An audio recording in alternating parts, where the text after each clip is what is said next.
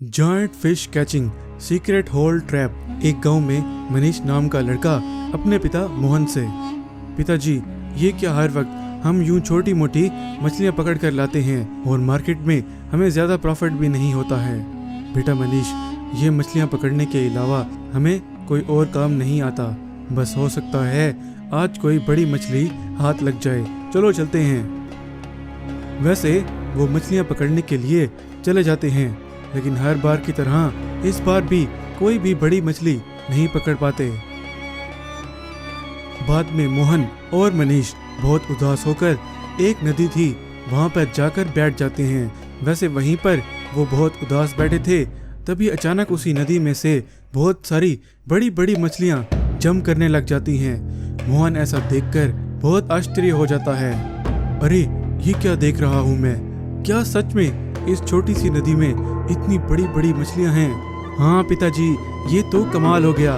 इस नदी में तो बहुत बड़ी बड़ी मछलियां हैं। इनको पकड़कर मार्केट में बेचेंगे तो बहुत लाभ मिलेगा।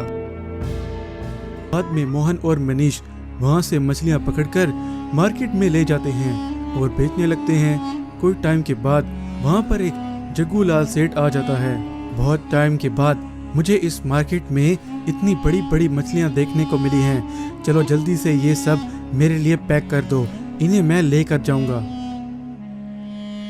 ऐसे दूसरे दिन भी वहीं से मछलियां पकड़ने के लिए चले जाते हैं। दरअसल जिस नदी से वो मछलियां पकड़ रहे थे वो सारी जमीन जग्गूलाल सेठ की थी, लेकिन उन्हें इस बात का पता नहीं था।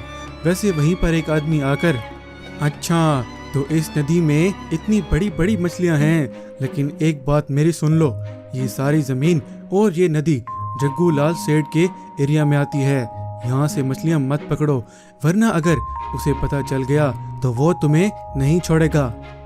देखो ये जमीन जिसकी भी है, ये नदी अगर जग्गू सेठ के एरिया में आ रही है, लेकिन इनमें जो मछलियां हैं वो तो उसकी नहीं है।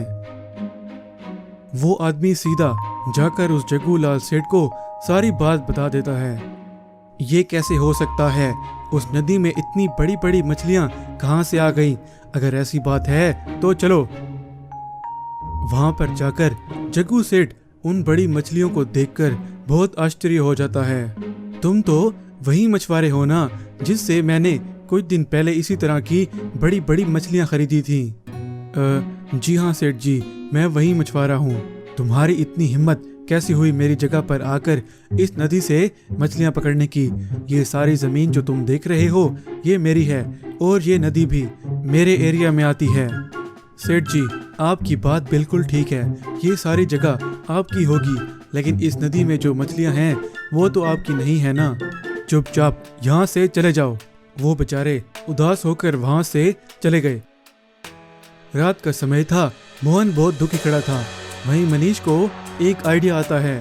पिताजी आप चिंता मत करें, मेरे पास एक उपाय है। कल सुबह उसी नदी के पास जाएंगे, फिर आप देखना।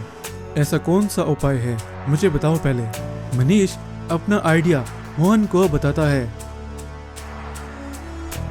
वैसे जब सुबह होती है तो वो दोनों वहीं उसी नदी के पास जाकर मनीष और मोहन उसी नदी के पास ही एक गड्ढा खोदने लग जाते हैं। फिर कुछ पाइप्स लाकर उस नदी और गड्ढे के साथ मिला देते हैं। अब देखना पिताजी, कुछ टाइम के बाद इस सीक्रेट ट्रैप की मदद से बहुत सारी मछलियां खुद ब खुद इसमें आ जाएंगी। ऐसे कुछ टाइम के बाद जब वो आते हैं तो उसी गड्ढे में बहुत सारी मछलियां थीं। वो ऐसा देखकर बहुत खुश हो जाते हैं, और वहीं पर वो जग्गू सेठ कलेक्टर और पुलिस को लेकर आ जाता है। इतना मना करने के बाद भी तुम यहीं से मछलियां पकड़ रहे हो।